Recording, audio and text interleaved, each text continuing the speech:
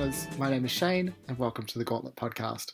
I'm joined by my co-host Sherry. How are you doing? I'm doing great. How are you doing, Shane? Look, pretty good. No complaints. We have with us this month Jane Samborski, who is the animation director and a producer on the upcoming animated film Cryptozoo. How are you doing, Jane? I am living all my nerd dreams right now. That's great. I hope we can sustain that for you. I'm just super honored to be here. I've been listening to y'all for years and years and years. This is me having arrived. Well, I don't know if anyone's ever felt that way about the Gauntlet Podcast before, but I'm excited to hear it. For our first segment, each of us gets to go over the role-playing games we played in June and July, and we'll talk in depth about one game that we played on the Gauntlet calendar. I think that I'm going to go first this time, so let's see. June and July. Off Gauntlet, I played Thirsty Sword Lesbians, Monster of the Week, If You're Lost, You Can Look and You Will Find Me, For the Queen, and 5e. And on the Gauntlet, I played the Yellow King role-playing game, The Between, Brindlewood Baywatch. That was my game that I was playtesting. That was pretty exciting. Wander Home, Unincorporated, Stewpot, and They Came to Play Ball. And They Came to Play Ball is the one that I want to talk about a little bit more today. So, They Came to Play Ball is a GM-less game of cosmic sports horror by Adira Slattery. I can't say that's a genre that I had ever thought that I wanted to play in until this game crossed my radar. And then as soon as I heard about it, I was all in. It uses the Firebrands framework, so inspired by the game Mobile Frame Zero Firebrands by Vincent McGay Baker. That basically means that it proceeds through a series of mini-games that players take turns to choose. Each of the mini-games is made up of a series of scenes and prompts and questions, so very narrative kind of focus. You don't roll dice, there's not much in the way of that sort of like numbery, mathy mechanics, but there is a currency that you sort of accumulate and spend called momentum. The setup for the game, the premise is that the characters are all athletes in an anti-ball tournament at the edge of space and time, and they play this game anti-ball, but they also fight, they flirt, there are riots, they can summon eldritch powers, all kinds of good stuff like that. What worked for me? They Came to Play Ball does just an amazing job giving you enough setting detail to be evocative and inspiring, but leaving plenty of space for player creativity. The setup is that you're in the Tournament of Bells in Riot City on Athabassus Station. I feel like those names just give you so much to work with. And then the prompts and choices you make around the team that you play for and your character are so weird. It's just really delightful. More specifically, one thing that really works super well, I think surprisingly well, no shade intended, is the minigame that's actually about playing anti-ball. When I think about the idea of designing a minigame that has to, first of all, just has to fit into a few pages that people can pick up quickly, so it has to be quite simple, has to convey the sense that we're playing an impossible cosmic sport that doesn't actually exist and that nobody knows the rules of. Like that is a seriously challenging design goal, and it really delivers here. Anti-ball is so fun, the whole table is involved. You move through these lists of quarters that you can choose from that combine different fictional prompts with different mechanical benefits. You bid against each other, this resource that we mentioned called momentum. And then if you win the majority of quarters, you win the game and you get to pick from a list of fictional and mechanical outcomes. There's also a system for cheating that is really fun. I should mention that because, of course, anti-ball players would want to cheat. Who wouldn't? I have quite a competitive streak that doesn't get much play in story games a lot of the time, but I really wanted to beat the Blue Skulls when we played. It was really exciting to strategize and stress about the quarters in a really fun way and try and win the game. So that really worked for me. There's also a solo game that you can play specifically if you're not involved in what's happening. So not all the games are for all the players, but there's a separate solo game that you can play just by yourself quietly while everyone else is playing their other game.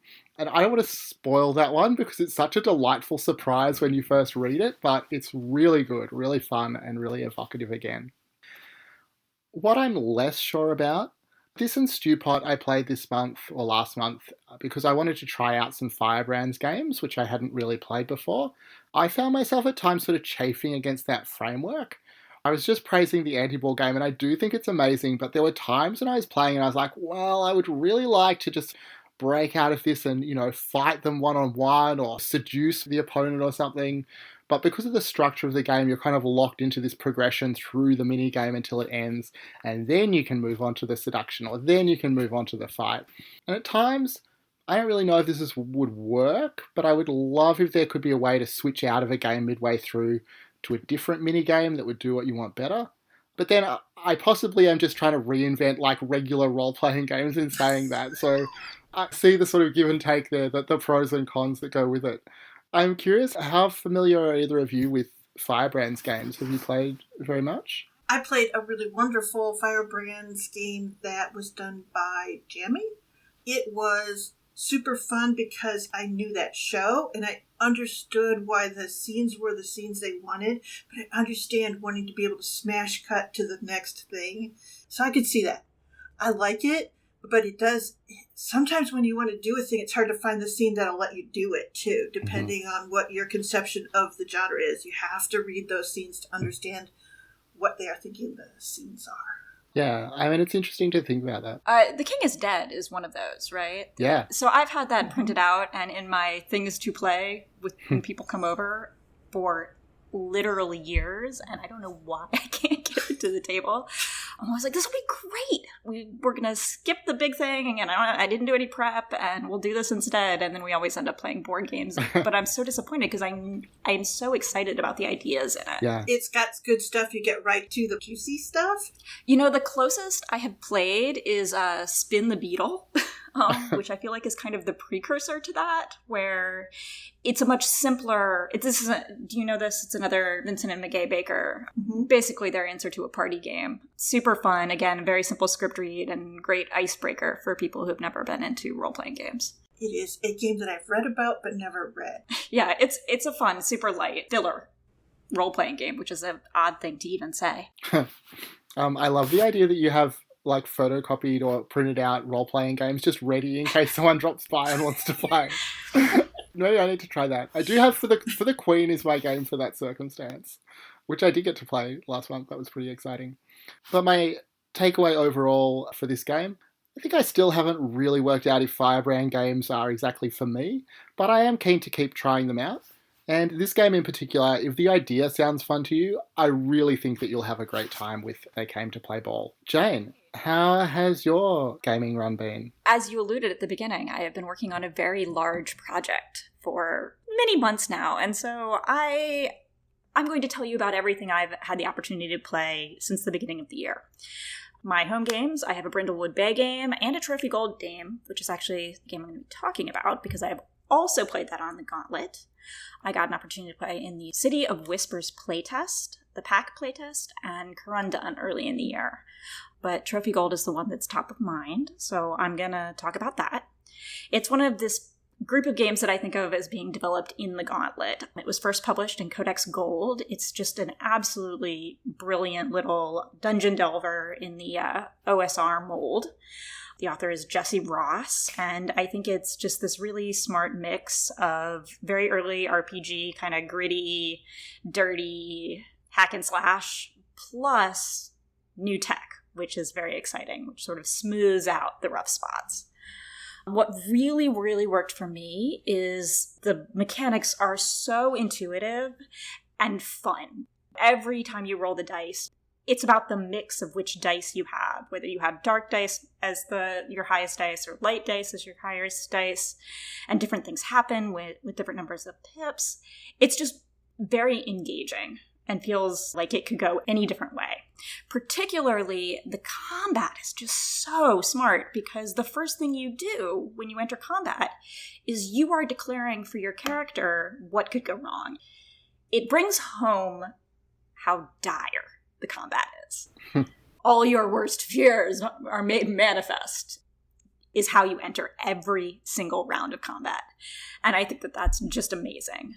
And it makes the GM's life easier too, which I am so on board for things that are spreading around GM labor. And then it explicitly says that the player should narrate their own victories, which of course they should. What's better than, talking about how awesome you look when you actually manage to defeat the big bad? Also, with player buy-in, the devil's bargain is something that I I want to steal and put in every other game I play because it is such a perfect way to engage the players in the world building. And all my good memories about the games that I played in are about the devil's bargains that the players brought to the table. That is where the best creativity was happening. And ownership and buy-in on role-playing games is everything. Not exactly a plaything, but when you don't actually make it to the table, reading the incursions is also really a form of play. Yes. It has that great thing. I know everyone has started that role-playing session or read a module and be like, oh my god, this would be the most amazing thing. And you never quite make it to the table, or it doesn't come out the way you hope. But, like, reading them, they're so evocative, and they're so functional at the table. They're just packed with amazing ideas that you could steal and be excited about, even if you can't actually, play them as trophy gold. What I'm less sure about, unfortunately, is that my group just kind of struggled to get into a rhythm. We were torn, I think, trying to figure out what we were supposed to be doing. It's very much you're in a dungeon trying to solve a puzzle. When we got off rhythm, it would feel a little bit like we were all looking under the scenery for the button to push to advance to the next level, which sounds so damning, but and it does actually have a button to push, which is maybe another genius design thing that I should say, is that, like, when you get frustrated, it's like, I'm done handing in my tokens and we are moving on. Still, it was hard to figure out where to put the character development in that framework. And I unfortunately missed my group's Hearthfire session, and because of that, that is really the structure in the game for character development. And I wish there had been, like, a mini version of that before the first incursion, just to give me an idea of what kind of house I lived in and what my clothes looked like, and I might have been able to sink my teeth in a little bit better. And I'm just so used to playing PBTA that I need a little bit more role-playing support. I'm a little nervous. Flying free, I want my net. My takeaway is, I was unbelievably excited to play this game, and I still think that what it is doing, it does so well. It just might not be for me. I think I need more help. I need more hand-holding with the roleplay. I actually am going to take this game, and I am porting my home game, which is currently a Brindlewood Bay game, into Trophy Gold, which I know is kind of a strange decision, but I'm moving all of their grannies, and we're doing, instead of doing the final Cthulhu reveal as part of the Brindlewood Bay system, as a PBTA system, we're going to dungeon delve down to defeat the big bad. Oh no, that is genius. That is exactly the way to do it. Yes. You know what? Your grannies know each other. So I think that'll really help with getting around, like, who is my character? Because my home group has been bringing it. Yeah, I want to steal all the things I love from this, but I don't know that I would, except for with grandmothers as the heroes. I don't know. It would probably do great for campaign play, giving you some time to really get to know the characters. There is that thing that sometimes when you're in a group or a game, you're like, I haven't got my foot down in the right place yet. And it just missing that first step, and it kind of, you feel behind forever after. Yeah, and I'm such a tinkerer. Like, the minute anything rubs even slightly wrong, I'm like, I'm going to just change everything. I was thinking a great thing that I wish the instructions said explicitly is that one of the things to introduce as a devil's bargain is your background or drive as a complication for another character. Ooh. To explicitly say that that is a moment that you can use to make your problems also someone else's problems. Nice. When I was running Trophy Gold most recently, just a couple of months ago on the Gauntlet, I got very similar feedback from some of the players when we were doing Stars and Wishes, that they really felt the need for more sort of support for the role-playing moments in the incursion. I really had to foreground that when I was doing my GM prep or thinking about how to run the game, thinking about how to introduce those character moments, or where I could find lulls between the terrible things they were constantly encountering. Yeah, it's pulling you in two very different directions. It's so objective-oriented, just in the way the incursions are written. Sometimes when there are objectives, it's easy to fly to those And sometimes taking a breath in the game is a hard thing for everyone involved because they know there's objectives. Yes, there's totally. that gamist part of us that we all have that can really make us miss up on things that we would love to be doing. But, you gotta win. So It's interesting to think because if people don't know, Trophy Gold has these set goals. So each little sort of chunk of gameplay has an explicit stated goal that the players are trying to achieve, or the characters. It would be interesting to maybe construct a set where the set goal was learn more about your fellow treasure hunters or something like that. Oh, that's so smart. I mean, the problem is that you would then constantly encounter something terrible just because of the way the dice rolls work. But maybe that would be really fun. I'm not quite sure. Oh, no. I'm ready to write my bottle episode of Trophy Gold. That sounds excellent. And I guess you're finding your treasures in other people's stuff somehow. Awesome. Oh, that would be great. It would be fabulous. Well, Sherry, I would be truly scared to ask you all the games that you've played in the last year, but how about just June and July? Okay, June and July we can handle, I think. So, Off Gauntlet, 13th Age, because that's our face-to-face group. It's our super trad thing, and it feels good and right. We're so glad to be back to face-to-face. There is something about that being at the table with people that does feel really good and works better with a game with all the pieces moving. And 13th Age is one of those that has a lot of moving pieces.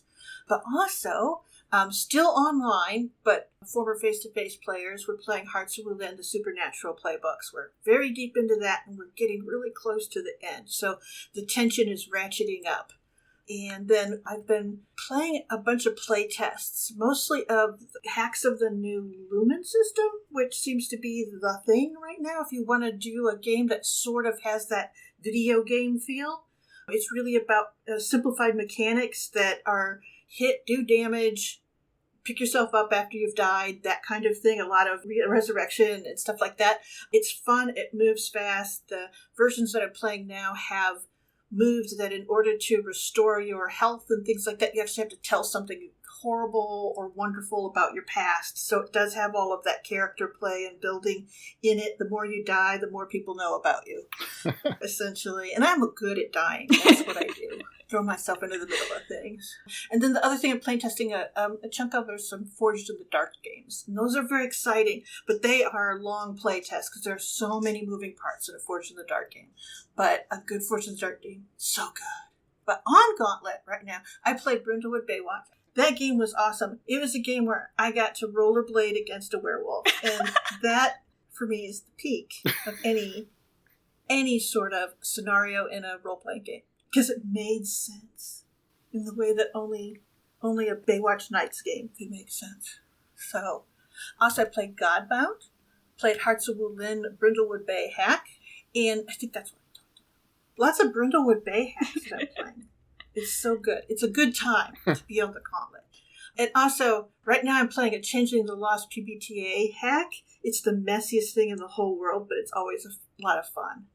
But what I'm going to talk about today is Godbound. This is the second time I've played it. The first time I played it, we played it face-to-face, and it was a pretty long campaign, like about 8-9 months, because there's a lot of stuff to Godbound if you want to play it. So let me tell you about what it is. Essentially, this was written by Kevin Crawford. He's the guy that wrote Stars Without Number.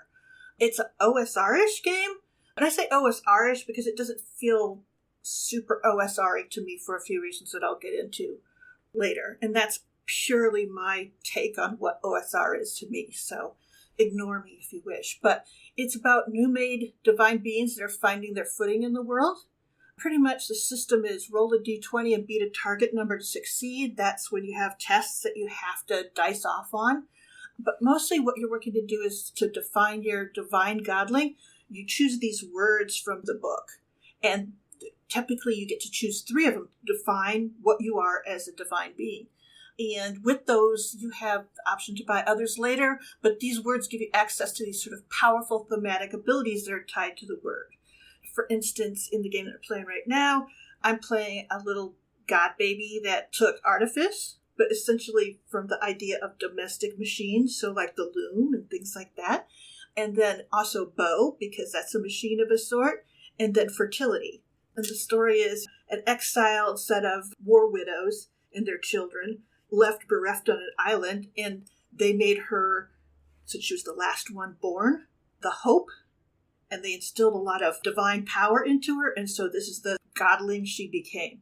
But there's also a god of nightmares that's in the group, a god of pirates and birds, and a god of knowledge, sun, and journey. And he's the most arrogant person you could ever imagine. Oh, yeah. And so it's the four of us traveling around.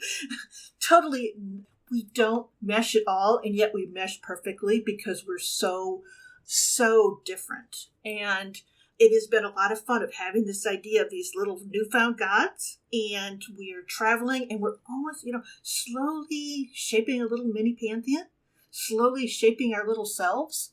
That's kind of fun. Unfortunately, we only have a few sessions to do this, so we're going to have to speed up the work there. But the one thing that I do want to say about it, Godbound, you can get the PDF free on drive-thru, so if any of this sounds at all interesting, you should take a look at it.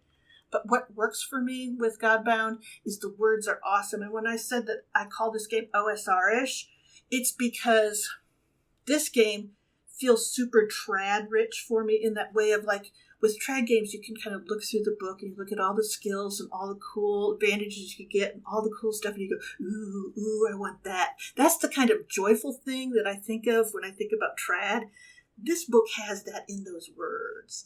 And so I'm like, I want to do, I could do this. Ooh, this would be so neat. And then when you actually get it to the table, it delivers. It's super fun. Everything's a little too powerful. You feel like, I'm getting away with something, man. But this is kind of cool. And it is neat. So there's lots of words. You get, like I said, it's free. Go take a look, see if it's your thing. The thing that I also really like about it is that everyone levels up equally on the ability to be divine. And in that sense, no one's better at having people pray to them, at being able to build faith among people or in a community, to be able to instill their power into something. So you're all kind of moving along on that. So there's no difference in the sophistication of the players for your divinity, but there's a lot of difference in your abilities. So it makes it equal footing, in a strange way where it's also incredibly asymmetrical. And as the players, you're creating this sort of mini pantheon. It does a lot of world building. The fact the world supports these strange little godlings of 3 or 4 words that have been sort of smashed together. It's like you go, how could those 3 end up? Why is there a pirate who is also the god of birds? That makes it's just a strange thing, and yet it makes complete sense. It makes complete sense in this world where we are right then defining it, and it's perfect. The other thing is the big bads are super big and super bad, and it takes a lot of cleverness and prep to take them on, but you got all the tools, and you can go in there and you can do it. And it feels, there's just so much promise in it as you flip through, as you're planning it, and then when you actually bring those words to the table and you try to do a thing and it works and it's effective and it shapes the world more, it's just a good rolling boulder of a game. If there's anything I'm not sure about, the words are super not balanced.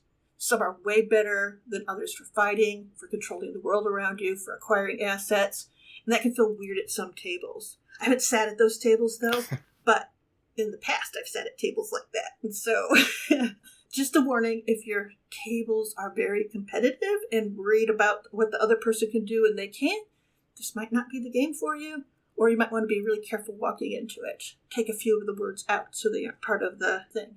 And I also feel like the game hits its stride at level 4 thereafter, so the early levels feel a little puny, a little stretched thin. That's typical for OSR, and that's really typical for any starting character in a game where there's abilities that build up. That's the thing. You start out puny, right?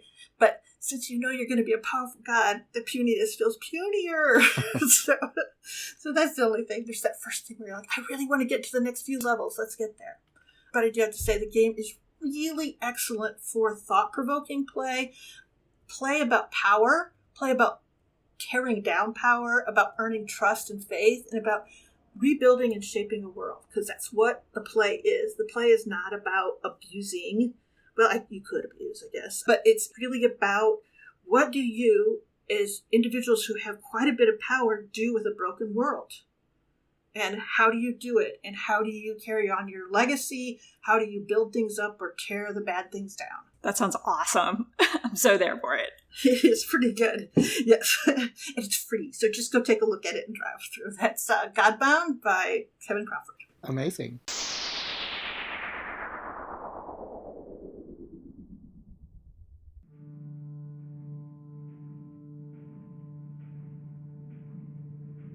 Can you hear the footsteps in the shadows? Can you smell the metal tang of blood on the air? Can you feel the veil between worlds slipping away with each heartbeat? The Between is here. The Between is a tabletop role-playing game about a group of mysterious monster hunters in Victorian-era London. These hunters learn about monsters and killers throughout the city and conduct investigations in order to neutralize them. Over time, they become aware of the plans of a criminal mastermind who is pulling the strings behind the scenes. They will eventually be forced to confront this mastermind in order to save Queen and Country. The Between is directly inspired by the TV show Penny Dreadful, but also takes inspiration from British horror classics, the works of Sir Arthur Conan Doyle, pulp-era media, The League of Extraordinary Gentlemen, and from Hell. It's powered by the Apocalypse and uses the mystery system from our hit game Brindlewood Bay. The Between comes with a 129-page rulebook, 7 playbooks, 10 scenarios or threats, a mastermind campaign sheet, reference sheets, and a supplement called London at Night, The Unseen. The Between PDF is available now on the Gauntlet Patreon. Just go to patreon.com/gauntlet. The Between will be available on DriveThruRPG starting June 14th.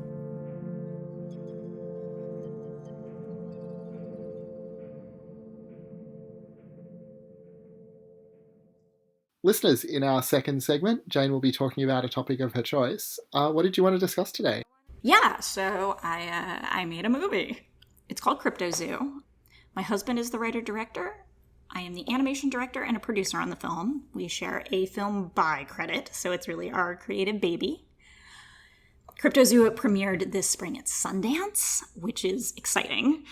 And then it's been playing all over the world at really super prestigious festivals, which is more exciting. And then, even better than that, is we got distribution. And so on August 20th, it will be available for the whole world to see. You'll be able to download it from Google Play, iTunes, Fandango, all of the big players. And then if you are in one of the larger cities in the US, you can maybe catch it at your local art house theater. Which I think is kind of worth doing. I am so proud of the visuals in this film. We were honored with the next Innovator Award, which is one of the 2 big awards they give at Sundance, largely for the animation style of this film, which does not look like anything you've seen before. As far as story goes, it's an action-adventure in which a group of Cryptozoo keepers search for the Baku, which is an adorable little elephant-like creature that can eat dreams. And it is the most powerful cryptid in the Cryptozoo universe. But like a good story, it's really about each character's relationships, in this case to the imaginary world and the pitfalls of their idealism. I really feel like this is a story that aligns with the kind of stories we play on the Gauntlet, so I'm hoping it's interesting to this community. And the other thing that might be interesting to this community is how tabletop games influenced the whole project. So obvious stuff first, it's about magical creatures. So, it's not surprising. When this script was in process, I was the GM for an all-girls gaming group in Brooklyn. And it was D&D, but in my defense, it was a long time ago. Anyway, because he is an amazing, awesome creative partner, he wanted to write something that I'd be instantly excited to work on. The other thing that was inspired by that game is just that the film has a predominantly female cast. There's globe-trotting adventurers. But, kind of more importantly, this script is just a framework. And so then Dash and I are doing all of these drawings and paintings, and our styles just really do not match. And on top of that, we were bringing in all these other artists as guest stars to do background here, or special effects, or a character. And it became this huge question of how do you make all of these crazy, all over the place, disparate, amazing things work together? And of course, gaming has an answer for that. Yes, and. So my favorite thing in role-playing games is that moment where you're asking yourself, how can this be true? We've all had that time at the table where the fellow player adds something to the fiction and you're all like, that seems like a contradiction. That seems like it can't possibly work. And then you're like workshopping it, and it takes the story in this amazing new direction. Mm-hmm. And that moment is what I live for at the table. It's hard to surprise yourself, but you can surprise and delight other people just by saying the thing that naturally comes to you. So when I think about Cryptozoo, and you can really see it when you watch it, is that not only is it a collage film, but it's kind of like visual improv. When I'm putting images together, I have that same feeling that I get when the table hits its groove and everyone's riffing off of each other and we're all having this amazing time. And I think if I didn't have the experience that I have at the table of being able to be a fan of the other artists at the table, to be willing to try out the unconventional answer, I would not have been properly prepared to make this movie and to make it as good as it came out. It's hard for me to even imagine that I was part of this project, because while I intellectually know the role I played, it's so much bigger than me. So, in Cryptozoo, you start out with, I think, I'm not going to say every role player's fantasy set of characters or monsters, but definitely a lot of the female favorite ones. I'm sorry, but you had the Pegasus, you had the Unicorn, you had the Baku, you had all the cute ones and all the really devilishly, horribly dangerous ones that only if you were good and pure of heart could you get close to them. And so how did you approach that world? Like you said, to make it true, what was it that you used to guide yourself through the truth for those? We really wanted to make sure that all of the cryptids in the film came from real mythologies. Since I was responsible for designing and executing most of those creatures, not just from a visual standpoint, but I also got to animate most of them, I was looking at the oldest images that I could find of each of those creatures from their cultures of origin. And man, some of that stuff is weird. One of my personal favorites is the Tarrasque. Talk about D&D. It's been in D&D and forever. And I swear to God, they try to make that creature make sense. It makes no sense. It's giant. It has a scorpion tail, a turtle back, a lion's humanish head, one of those lions drawn by people who have never seen a lion. And then it has 6 legs, but they're bare legs. Nothing about this creature makes sense. And it was just such a joy to work. And obviously you have to make it real enough to animate, but just to get to work through the freedom of those early, yes, this is possible. Let's make this possible. And we wanted to, where we could, choose stranger creatures and to have representation from all over the world. One of the things that's striking when I saw the movie was how many of the creatures had such different art styles. So you were going back to your source material and you were bringing that forward? Is that what was going on? Because it was... Yeah. I think some of my favorites are the Tengu. And I think what you're responding to is not just the way that they were painted, but the Tengu has this very strange stylized movement that's reminiscent of hokusai drawings, those Japanese woodblock prints. And similarly, there's an enormous snake, the Kamudi, which is South American and inspired by stone carvings. It has a very angular movement. Yeah, it's super fun to play with all of those things. Yeah, I mean, that's it. It was literally that visual sense of when you've seen those monsters in those sources, like the Commande particularly was moving the way he does on borders and pottery. It was lovely.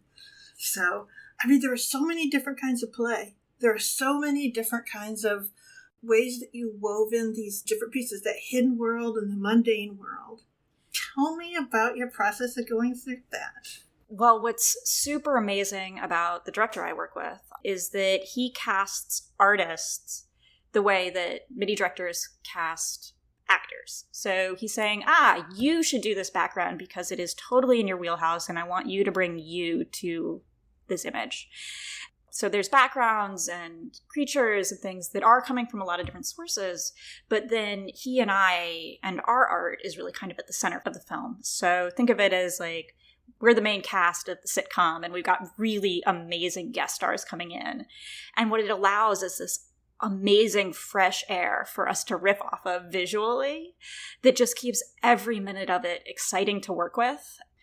And that was what I was trying to allude to with the gaming thing. It's like, it's hard for me to surprise myself. Oh, yeah. But if I say what comes naturally to me at the gaming table, and you say what comes naturally to you at the gaming table, you're going to surprise me. And I'm going to surprise you. And making both of our ideas work is going to make it an idea that is so much better than the ideas that either of us could come up with on our own. So that's the process. It's give me things to play with. And it's an award-winning process, isn't it? Yes. We were incredibly lucky to debut at Sundance earlier this year. And we won, which is crazy. We received the Next Innovator Award. And since then, we've been showing all over the world. It's an absolutely insane process. And we've been lucky enough to be picked up. It will be in the theaters near your house. If you are lucky enough to live in a big city, it hits your local art house theater on August 20th. And then it will also be available for direct download on all the major platforms, iTunes, Google Play, Redbox, all of that. That's great. And you should see it because I'm really proud of it. Yeah. But maybe don't show it to your kids because adults. It is adult. That sort of visual inventiveness that you're talking about is so striking. Listeners, Sherry and I were lucky enough to watch this movie in preparing for today's show, and it was just so exciting to watch. Like, there wasn't a moment where I wasn't just so visually caught up in what I was looking at on my, even on my tiny little laptop monitor. I think it would be amazing to watch this in a cinema. I'm very excited to hear it's getting that sort of distribution. And it's not just visually good. It's got some moments that just kind of pierce your heart. And Phoebe, I love Phoebe so much. She is the heart of the film. Like, she is. Yes, and she is literally the heart of the film. Yes. I mean, that is the thing. And I loved that because at the end, there's that throw-off line of just follow your heart, Yeah. And, it's so good. But the visuals of Phoebe, who we will not spoil, but her fashion sense is to die for.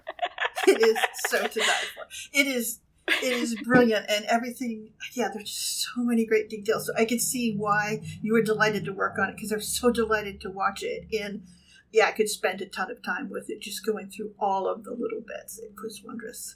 That means so much to me because I am just such a fan of yours, Sherry, and all of your gaming commentary is so spot on. And I alluded to it when I came onto the show. This is the podcast that I have been listening to in the background working on my films for so long. Dash, we play these big festivals, and that's the moment that he feels like he's up on the stage. And this is that moment for me. And I'm just really honored to be here. And if that is too sappy, you can cut it out, but it's true. No, if you want to say good things about us, we will definitely leave that in the show. So I wanted to ask, I think that we are going to be waiting a little while for the licensed Cryptozoo role-playing game, but if you were going to play a game, set in this world, what game would you be thinking of? Or games? Oh, goodness. I am so completely drawing a blank. I can talk about the fact that there might be a video game in the works. What? Maybe. That one's more of it's a park builder, kind of in Sim Zoo vein. I love PBTA is where my heart is. It's my comfort zone and my happy place, and I think it tells really lovely, morally gray stories. And Phoebe could be from Monster Hearts, maybe. Oh, yeah. Yeah, definitely. Or maybe like a Monster of the Week. You could probably play it in Monster of the Week. You can play anything in Monster of the Week. That's true. It'll be the same awkward as it is any game of Monster. I don't know. I'm trying to think. Because it's got so much heart in it. So you're right. It's like Monster Hearts is the thing that I want to lean to. But are the players the monsters? Yeah. Yeah, I mean, I was thinking about Escape from Dino Island, but instead of playing as the humans, you would have to play as the cryptids who are trying to that's such a good idea. escape the humans. Yeah, that's a good one. There's a great spindle wheel game called Surrounding Strangeness, which is all about sort of creating your own cryptid that Bodhi ran when we did the Gauntlet Facilitator Camp last year. So if people are into cryptids, that's definitely another one that I would recommend. That's a good idea. Yeah, pretty much any kind of city or area building game would be good. So you could even do it like with Microscope and tell a heartbreaking story with Microscope. Yeah. And, like, collecting cryptids over the years and like what happens to the ones that were collected earlier rather than the ones that come later. I would play that game. Oh well, now we've gone on to design, and that's telling you that we should probably back away. I can tell what I'm going to be doing when I wake up in the morning tomorrow now. I think the best daydream is designing. Oh, yeah. Though I have to say, I have a reputation for wanting to take over other people's projects. So you start it, and then I'll give you lots of notes. That sounds perfect. All right. Okay. Giving us life! What a great intro. Definitely better than I can do. Listeners, in our final segment, each of us talks about something which is creating joy for us right now. Sherry, what is giving you life at the moment? I am surrounded by good and generous people who are giving us all the overflow from their gardens, from their home gardens, and it is such a wealth. I made a bunch of zucchini bread yesterday.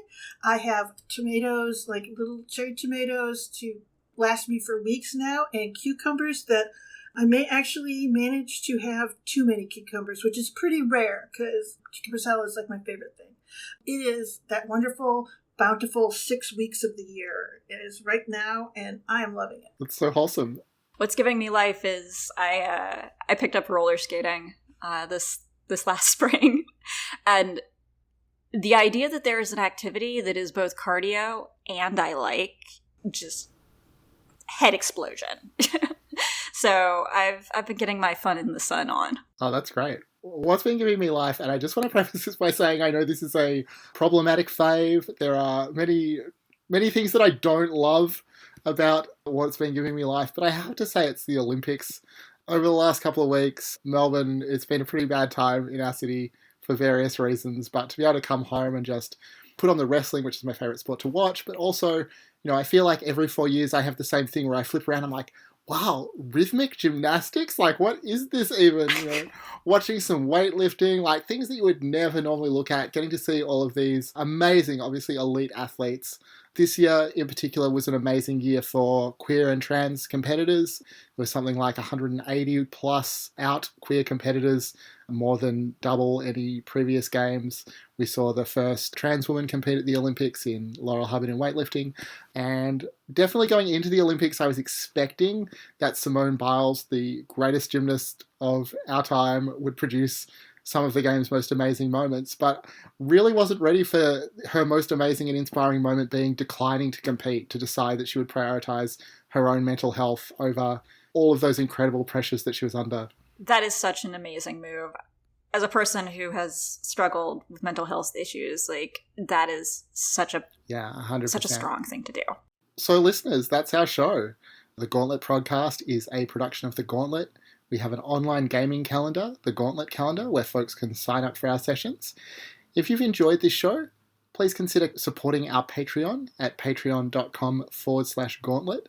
That supports everything we do, including our network of podcasts and our magazine Codex. You can find out more about all of that at gauntlet-rpg.com. You can also reach us on Twitter at GauntletRPG or on Facebook at the Gauntlet.rpg group. Please consider rating and reviewing our show. It really helps us out. Thanks again, Jane. It's been great having you here to talk with us this week. Again, starstruck, really. Thank you so much, and thank you, Sherry. Thank you. It was a joy as always. Bye. Bye.